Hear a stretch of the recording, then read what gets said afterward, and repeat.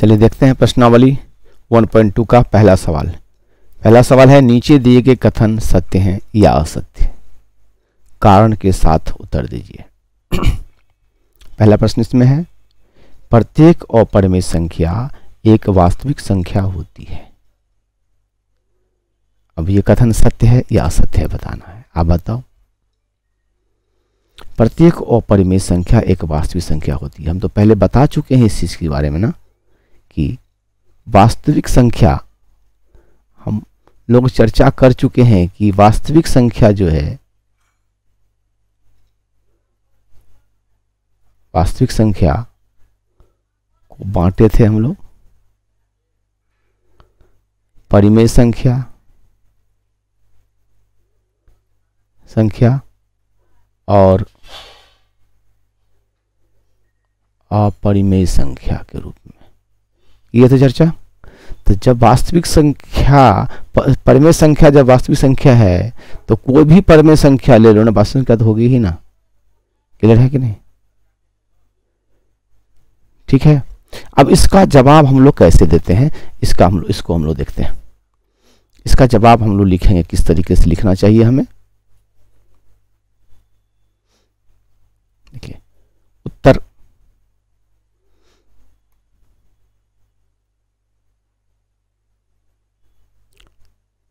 पहला का जो पहला है, इसका उत्तर क्या होगा? यह सत्य है। क्या लिखेंगे? सत्य है। सत्य क्यों है तो बताना होगा,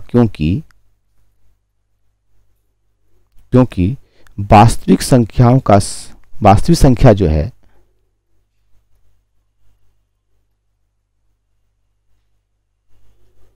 वास्तविक संख्या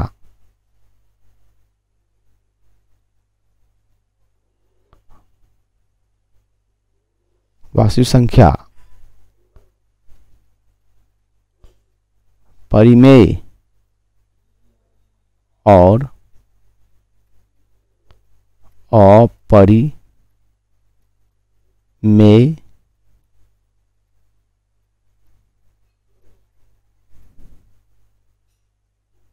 संख्याओं के संग्रह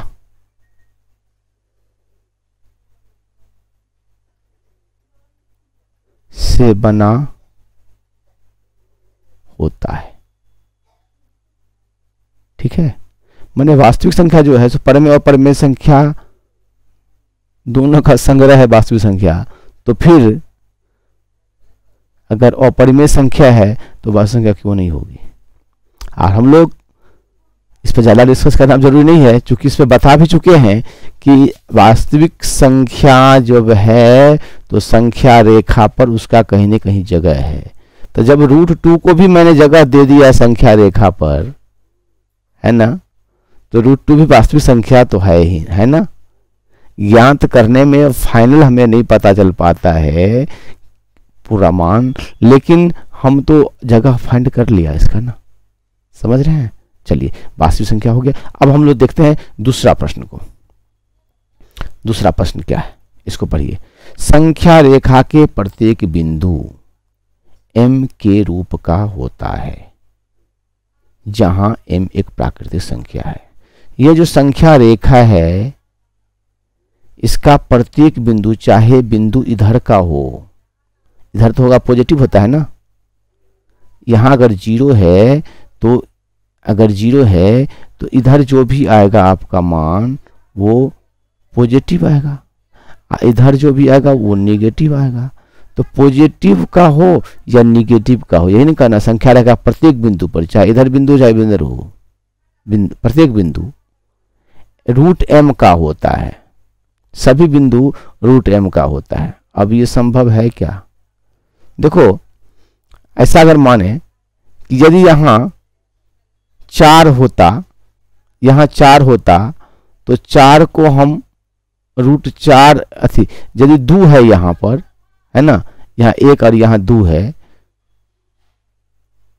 तो 2 को हम √4 तो लिख सकते हैं, यहां तो सही होगा, समझ रहे हैं। लेकिन अगर ये जगह 5 का है तो 5 को रूट के रूप में कैसे लिखोगे भाई? संभव है लिखना क्या?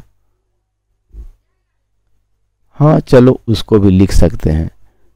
25 रूट अगर रहेगा तो वह 5 के बराबर हो गया, चलेगा, कोई दिक्कत नहीं है। लेकिन सोचने की एक बात और है, इधर भी तो संख्या है जो ऋण वाली संख्या है, तो क्या कुछ ऐसी संख्या हैं जो माइनस के साथ, अगर 25 है -25, इधर जो भी है तो माइनस में रहेगा, तो -25 ऐसा है जो इसका आंसर एक प्राकृतिक संख्या यानी 5 में आ जाएगा कभी? संभव है क्या? सोचो जरा। क्योंकि 25 को जब हम लिखते हैं तो कैसे लिखेंगे? रूट के अंदर यदि लिखना है तो 25 को हम लिखते हैं तो 5 का स्क्वायर। लेकिन ये जो माइनस चिन्ह है कैसे होगा भाई? 2 5 है ना, तो 5 गुना 5, 25 को लिख सकते हैं 5 गुना 5। एक ठो का माइनस और दोनों का माइनस करेंगे तो माइनस माइनस प्लस हो जाएगा ना, तो फिर 25 माइनस नहीं रहेगा, एक प्लस वाला एक माइनस वाला रहेगा, तभी ऋणात्मक चिन्ह का वर्गमूल -5 हो सकता है। इधर जो भी रहेगा सो माइनस वाला रहेगा। यहां तो 25 लिया, चलो 5 में आ गया, लेकिन यहां कैसे होगा भाई? क्या ये सही है? गलत है ना? इधर के लिए सही बैठ रहा है, इधर का नहीं बैठ रहा है। यहां बता रहे, फिर से ध्यान दीजिए, 25 पुराना था तो √25 अगर आया तो इसका वैल्यू निकल जाएगा, 25 का वर्गमूल 5, तो 5 आ गया कहीं पे, तो 5 चूंकि एक प्राकृतिक संख्या बन गया। इधर तो प्राकृतिक संख्या है ही नहीं, इधर ऋणात्मक संख्या है। अब कहता है प्रत्येक बिंदु, अब प्रत्येक बिंदु पर यदि इधर का ले भी, इधर का लेते भी हैं, संख्या रेखा का प्रत्येक बिंदु कह रहा है, m जहां तक आता है, जहां m क्या है? एक प्राकृतिक संख्या, m एक प्राकृतिक संख्या के रूप में आएगा, है ना? m एक प्राकृतिक संख्या के रूप में आना है, तो फिर कैसे हम कर पाएंगे? क्योंकि ऋण किसी भी प्राकृतिक संख्या का वर्गमूल ऋण रूप में वर्गमूल नहीं होता है। चलो अगर कहता है कि m एक प्राकृतिक संख्या है तो 25 को मैंने मान लिया प्लस में, ये प्लस में है, लेकिन इस 25 का जो 5 आएगा वो माइनस के रूप में कैसे आएगा? ये समझाओ। ये -25, ये 25 जो प्लस में है प्राकृतिक संख्या, m प्राकृतिक संख्या है, तो हमने 25 लिया, लेकिन ये -5 कब बनेगा, कैसे बनेगा? तो अगर इसका वर्गमूल तोड़ेंगे तो 5 गुना 5 लिखाएगा ही, तो 5 प्लस ई भी रहेगा, 5 प्लस ई भी रहेगा, तो इसको अगर इसको इस रूप में लिखें या फिर 5 का स्क्वायर रूप में लिखें तो ये कट गया। 5 जो आ गया वो तो ऋणात्मक संख्या नहीं बना ना, धनात्मक संख्या बन गया ना। अब क्लियर हुआ? जी हाँ, यही बात है। तो हम इसको सीधे सीधे लिख सकते हैं औसत्य। यह कथन क्या है? तो औसत्य। ये अच्छा कलर लिखने में विजिबल नहीं हो रहा है ना, चलिए ठीक है। यह क्या है? औसत्य है। तो जब औसत्य हो गया, औसत्य है,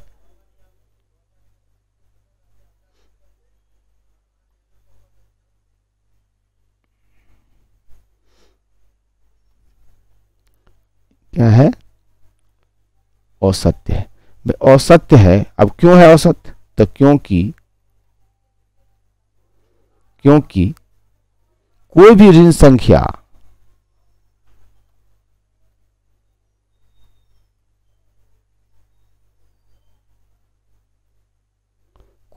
संख्या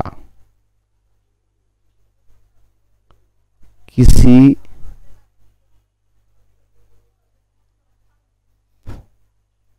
प्राकृतिक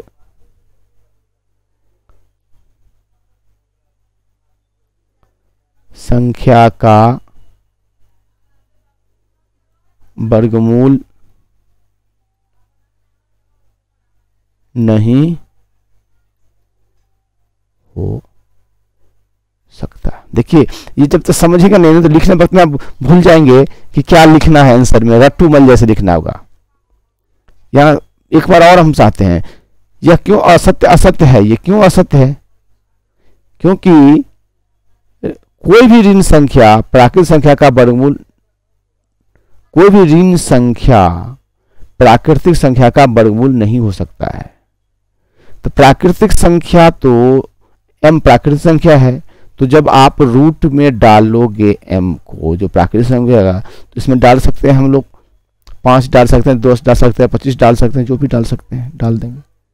लेकिन ये वर्गमूल जो है यह किसी बिंदु पर आए तो ये तो 25 है, इधर चला जाएगा, इधर आना चाहिए ना, क्योंकि प्रत्येक बिंदु पर कह रहा है तो इधर भी आना चाहिए संख्या रेखा के प्रत्येक बिंदु पर। तो इधर आने के तो माइनस होना पड़ेगा।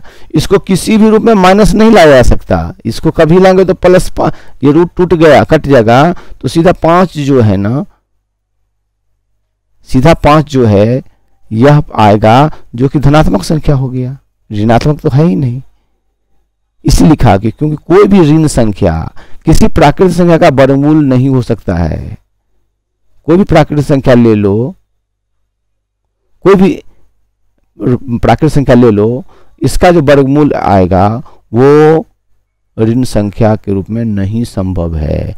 इसीलिए सभी बिंदु पर रूट m का मान नहीं प्राप्त किया जा सकता किसी प्रत्येक बिंदु पर। ठीक है, चलिए अगर आपको लिखने में दिक्कत हो, मेरे ख्याल से तो नोट करने की बातें तब खत्म हो जाएगी, क्योंकि आप समझ गए हो, खुद से इसको बना लोगे, है ना। अगर दिक्कत होता है तो ठीक है भैया, आप नोट कर लो, लेकिन आप समझने का कोशिश ज़्यादा से ज़्यादा करोगे। ठीक है, चलिए हम देखते हैं नेक्स्ट क्वेश्चन नंबर 3। क्वेश्चन 3 क्या कहता है? प्रत्येक वास्तविक संख्या एक अपरिमेय संख्या होती है। भैया वास्तविक संख्या का 2 रूप होता है, परिमेय और अपरिमेय, 2 होता है ना। तब प्रत्येक वास्तविक संख्या अपरिमेय ही हो जाएगा, ये कैसे होगा? कुछ तो परिमेय भी होगा ना, क्योंकि वास्तविक संख्या के बारे में हम लोग पीछे स्लाइड में भी चर्चा किए हैं ना, 2 रूप में होता है। तो हम फिर क्या कहें इस पर? आप खुद सोचो, यह असत्य होगा कि नहीं होगा? तो लिखिए असत्य। क्यों असत्य क्यों है?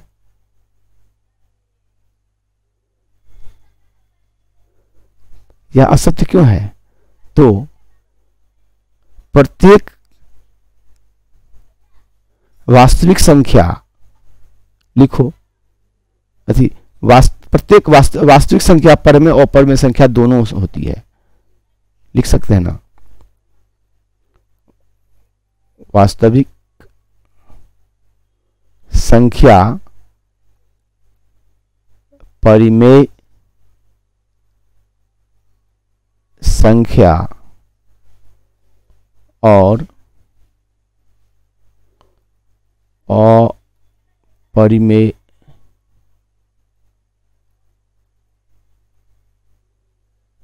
संख्याओं,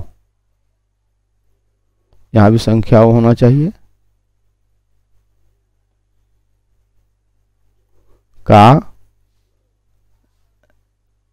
संग्रह, बस चलेगा। वास्तविक संख्या जो परिमेय अपरिमेय संख्या संग्रह है, तो फिर प्रत्येक वास्तविक संख्या अपरिमेय संख्या कैसे हो सकती है? उदाहरण भी डाल दो। उदाहरण में क्या है? तो 2 जो है वास्तविक संख्या है, 2 क्या है? वास्तविक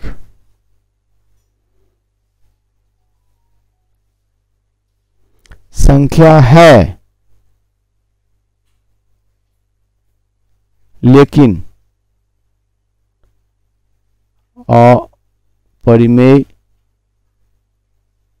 संख्या नहीं है।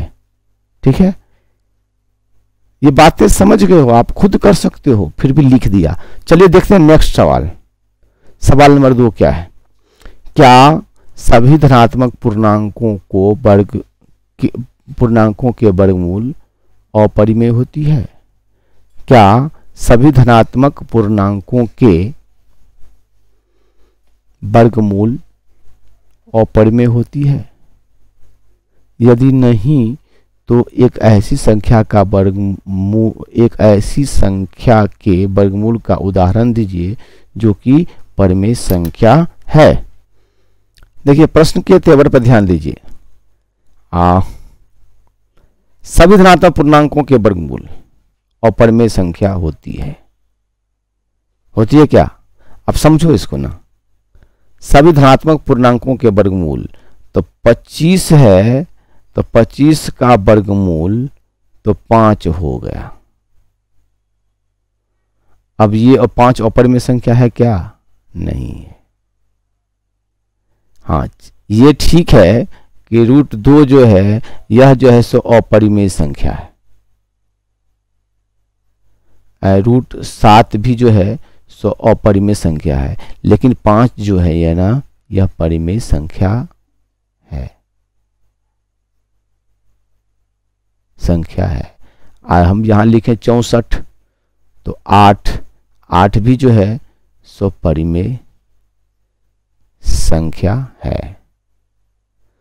ये 64, 25, 2 और 7 सभी क्या है? धनात्मक पूर्णांक है। ये सभी न धनात्मक पूर्णांक हैं, धनात्मक पूर्णांक है।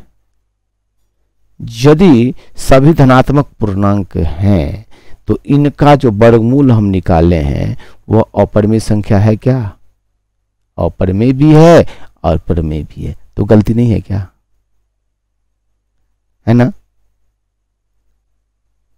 तो हम इसको लिखें सीधा आंसर। उत्तर जब लिखने लेंगे तो सीधा लिखेंगे नहीं। क्या सभी धनात्मक पूर्णांकों के वर्गमूल अपरिमेय होते हैं? नहीं। अब क्या कहता है? यदि नहीं तो एक ऐसी संख्या के वर्गमूल का उदाहरण दीजिए जो परिमेय संख्या है। भैया हमने तो कई दे दिया है ना, आप लिखो ना। उदाहरण के लिए 4।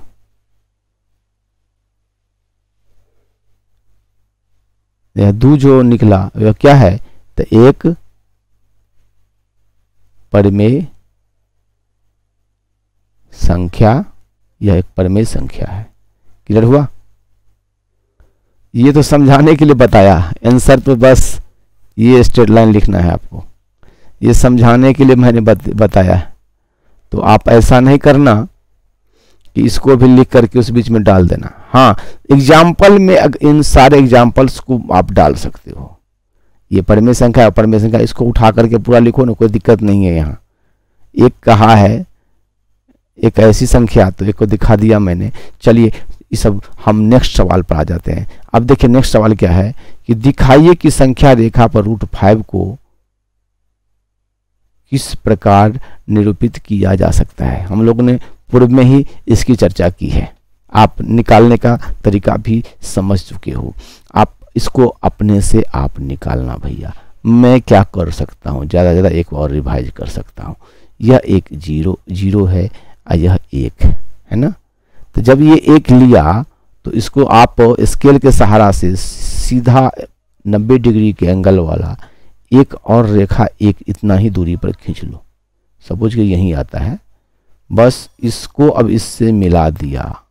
यह भी 1 है, इसको मैंने O माना था, पूरा याद होना चाहिए आपको ये चीज़। नहीं, इसको O माना था और इसको A, ये B, तो यह एक त्रिभुज बन गया। और ये भी समकोण कहे थे, तो समकोण त्रिभुज नहीं, समकोण त्रिभुज OAB में क्या सब मिला आपको? OAB में देखिए OA क्या है? आधार बराबर 1।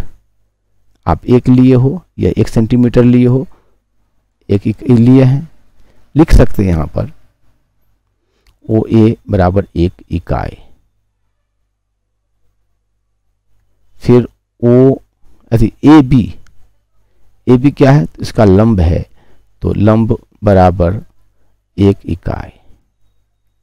तो अब हमको OB निकालना है। OB क्या हो जाएगा? कर्ण है, और इसको निकालने के लिए रूट अंडर है ना, OA 1 इकाई का स्क्वायर अजोड़ 1 इकाई का स्क्वायर, मतलब क्या हो गया? यह 1 अजोड़ 1 बराबर √2 बराबर √2 आ गया ये। ठीक है, तो ये आ गया जब √2। इस तरह से इस पर फिर आप एक और बनाओगे एंगल 90 डिग्री का, और फिर इसको मिलाओगे, है ना। जब ये निकले तो ये √2 हो गया, और यह फिर 1 हो जाएगा। फिर इस तरह से आप एक रचना किया, और इस रचना में आपने क्या किया? तो इसको मान लिया C। तो फिर हम चले जाएंगे, अब ये समकोण त्रिभुज है ना, तो समकोण त्रिभुज OBC में, OBC में जब हम निकालते हैं तो अब देखते क्या है कि OB बराबर √3 है ना। OB जो क्या है? इस त्रिभुज का एक आधार है, इसमें कर्ण था, है ना, इसमें OB कर्ण था, यहाँ OB आधार हो गया इस त्रिभुज के लिए, और ये बराबर कितना है? √2। और CBC या CB लिखें, ये है लंब, ये है 1। तो फिर हमें निकालना है ये दूरी OC निकालेंगे। तो OC क्या है? अब नया कर्ण बनेगा। इतना निकालने के लिए बस यही करना होगा, 1 का स्क्वायर और जो √2 का स्क्वायर, कहने का मतलब यह 1 का स्क्वायर तो 1, और ये जो इसका स्क्वायर हुआ, स्क्वायर से रूट कट गया तो 2 आया, यानी √3। इस तरह से यह ट्रायंगल पर ट्रायंगल हम यहाँ बढ़ाते जाएंगे। ये निकलेगा 4 का, फिर ऐसे निकालेंगे तो ये निकलेगा 5 का। ये √4 का जो निकलेगा बाबू आपका, ये तो इसका मान तो 2 हो गया, तो 2 बस यहाँ पे आके गिरेगा। लेकिन 5वां जो है यहाँ आएगा। आप क्या करोगे? यहाँ पर प्रकार रख करके, पेंसिल का पॉइंट यहाँ रख करके एक डॉटेड लाइन खींचोगे।